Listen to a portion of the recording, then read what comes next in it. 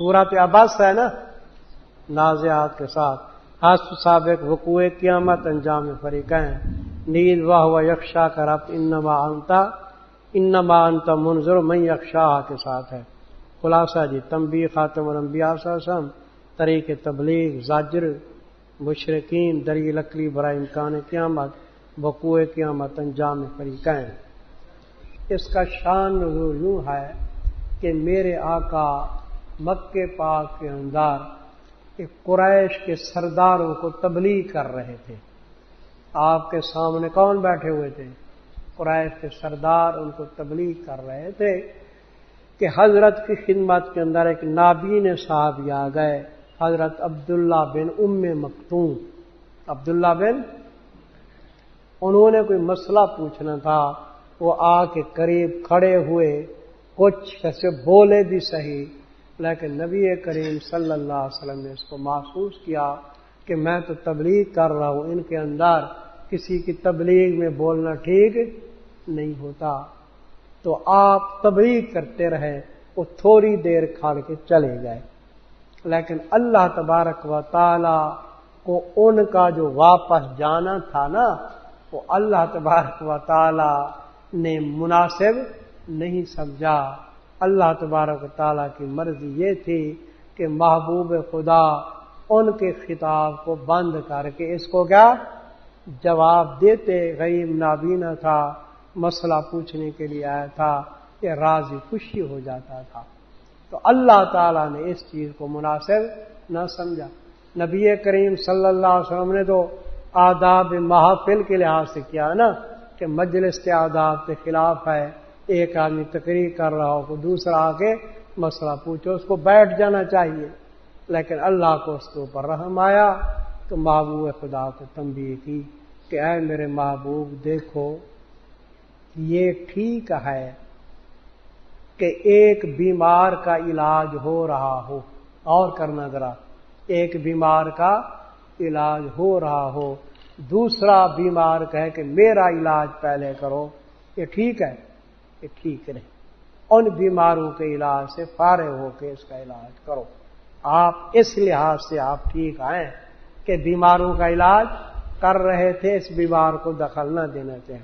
लेकिन सवाल यह है कि वो बीमार आपको हकीम ही समझते हैं? वो तो आपको हकीम समझते नहीं जिसका इलाज कर रहे हो, या तो वो आपको हकीम समझे, आपकी तारीफ व तरबियत पे अमल करें। ये बीमार आपको हकीम समझता है, इसलिए तवज्जो इधर करनी चाहिए।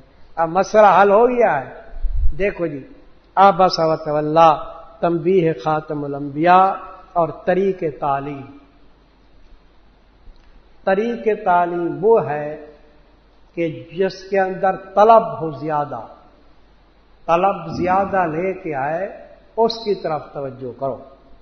अब तंबीह खातमुल अंबिया तरीक़े तालीम। आबसा, ची बजबी हुए। ये आदमी कुछ नाराज होता है ना तो माथे पे क्या तेवरी आ जाती है। ची बजबी हुए और मुंह मोड़ा है। ये मोहब्बत का खिताब, ये खिताब मोहब्बत है, ये इताब न समझना।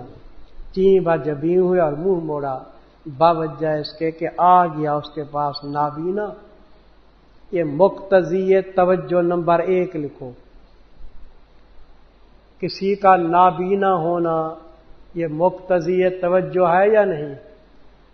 भाई माजूर है, तवज्जो करो उसकी तरफ, ये चीज मुक्तजी तवज्जो है। बावजह इसके कि आ गया उसके पास नाबीना। तो जहां मुक्तजी तवज्जो पाया जाए तवज्जो करो।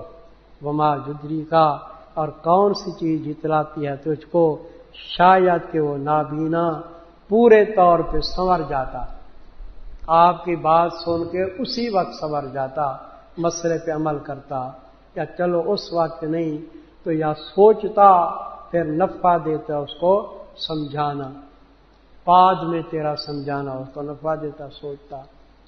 तो ये क्या था जी मुक्तजी तवज्जो नंबर 1 कि उसकी तरफ आप तवज्जो करते। अम्मा मन इस्तगना, मुक्तजी अदम तवज्जो। इस सरदारान कुरैश के अंदर मुक्तदी तवज्जो पाया जाता है या आदम तवज्जो? وہ تو ادھر ہے مقتضی توجہ.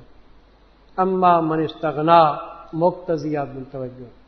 رہا وہ شخص جو بے پرواہ ہوتا ہے دین سے حق سے، پس آپ اس کے درپے ہوتے ہیں، توجہ کرتے ہیں. وما علیکا، حالانکہ نہیں آپ کے اوپر الزام اس بات کا کہ وہ نہیں سنور رہا، نہیں سنورتا تو آپ کے الزام نہیں ہے. واما من جاءک یسعی، یہ مقتضی توجہ نمبر 2. رہا وہ شخص جو آتا ہے آپ کے پاس دوڑتا ہوا، دین کے شوق میں دوڑتا ہوا آتا ہے اور وہ ڈرتا بھی ہے اللہ سے. یہ مقتضی توجہ نمبر کتنی؟ 3 بھائی.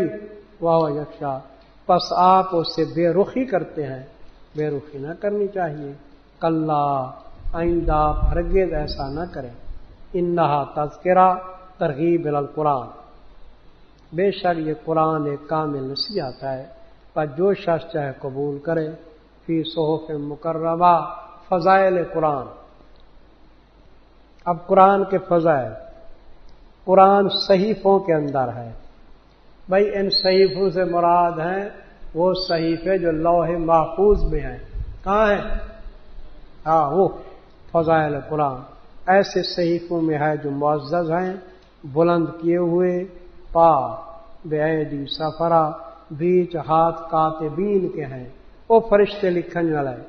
اور کاتبین بھی کیا ہے؟ کرام ہیں، معزز ہیں، نیک ہیں. بعض بات ختم ہو گئی جی. آگے زجر مشرکین.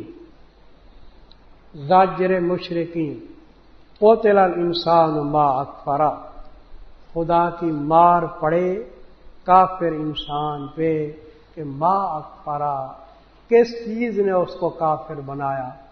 یا افعل تعجب کا معنی کرو، کیا ہی کافر ہے.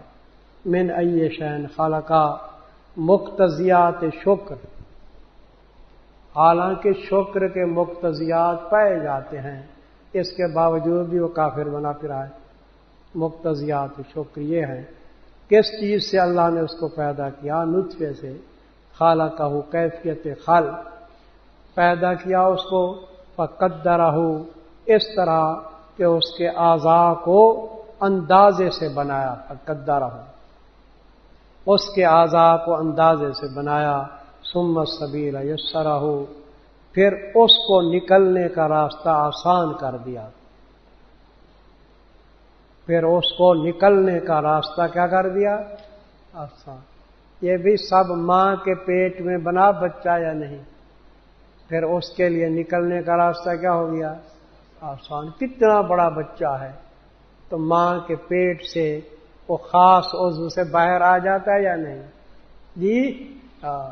کہ اللہ کرم فرماتے ہیں آسانی ہوگی. یہ ہم جان سکتے ہیں ابھی، یہ عورتیں جان سکتی ہیں نا، اللہ نے وہاں آسانی کر دی. لیکن میں حیران ہوں ایک بات کے اندر، وہ ختم نبوت والوں کو بھی کہتا ہوں کہ مرزے نے جو کہا کہ مجھے حیض آتا تھا، پھر حیض کے بعد کیا ہو گیا؟ حمل ہو گیا. حمل کے بعد وضع حمل ہوئی، تو اس کی وضع حمل تو وہ پتہ نہیں کیسے ہوئی، کس ڈاکٹر نے آپریشن کیا، کس ہسپتال میں داخل کر. میں ان کو کہتا ہوں یہ پوچھ کے بتاؤ مرزائیوں سے بھی وہ ڈاکٹر کون تھا، وہ آپریشن کرنے والا. اچھا جی. ثم السبیل یسرا، تو اس کے نکلنے کا راستہ آسان کر دیا. ثم اماتہ، جب اس کی عمر ختم ہوتی ہے تو پھر مارتا ہے اس کو، پھر قبر میں داخل کرتا ہے. ثم اذا شاء، پھر جب چاہے گا اللہ اٹھائے گا اس کو.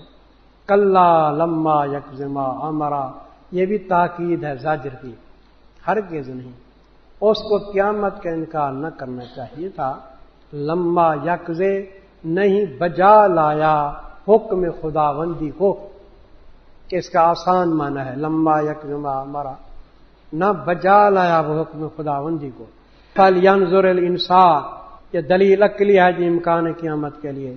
بس چاہیے دیکھے انسان طرف کھانے اپنے کے، بے شک برسایا ہم نے پانی کو برسانا آسمان سے، پھر چیرا ہم نے زمین کو چیرنا، پھر اگایا ہم اس کے اندر کیا جی؟ حبن مانا وہ غلے غلے اناج اگائے ہم نے اس کے اندر اناج، عنبن انگور، قضبن ترکاریاں، زیتون کھجوریں، ہدایہ کا غلبہ، باغ کیا گنجان گھنے باغ، و فاکہتوں اور میوے، و ابن من چارہ، ابن کا منع جانوروں کا گھاس، اس کو ابن کہتے ہیں چارہ، متاع اللہ قوم فعل ذالک، یہ کیا تمہارے نفع دینے کے لیے اور جانور، فیضا جات الصاخہ، بھئی دلیل امکان قیامت کی آ گئی، اب کیا ہوگا وقوع قیامت، پر جب کہ آ جائے گی بہرا کر دینے والی۔ بھئی آپ بیٹھے ہوں نا تو کوئی چیز دھڑام کر کے گرے ایسے پہاڑ، تو آپ کے کان ایسے بہرے ہونے لگتے ہیں نہیں، تو یہی چیز ہے جب آ جائے گی بہرا کر دینے والی، یوم یفر المرء، تحویل یوم قیامت، اس دن بھاگے گا مرد اپنے بھائی سے، ماں سے، باپ سے، بیوی سے، اپنے بیٹوں سے۔ کیوں بھاگے گا؟ واسطے ہر مرد کے ان میں سے اس دن ایک حالت ہوگی عرق میں غرق، کہ وہ حالت بے پرواہ کرے گی دوسرے سے، دوسروں کا خیال ہی نہیں ہوگا۔ آگے وجوہ یوم ذن انجام متقین، بہت سے منہ اس دن روشن ہوں گے، مسکرا منا روشن، ضاحکۃ کا لکھو خندان، لفظ یہی لکھنا ہے فارسی والا، ضاحکہ من کیا وہ ہنسنے والوں کو کیا کہتے ہیں خندان، اور مستبشرن کا من شادان، سبحان اللہ، خندان اور کیا شادان، اب مانا ٹھیک ہے نا، بالکل مختصر، ووجوہ یومئذ انجام مجرمین، اور بہت سے منہ اس دن ان کے اوپر غبار ہوگی، ڈھانپ لے گی ان کو سیاہی، یہی لوگ ہوں گے کافر بدکار۔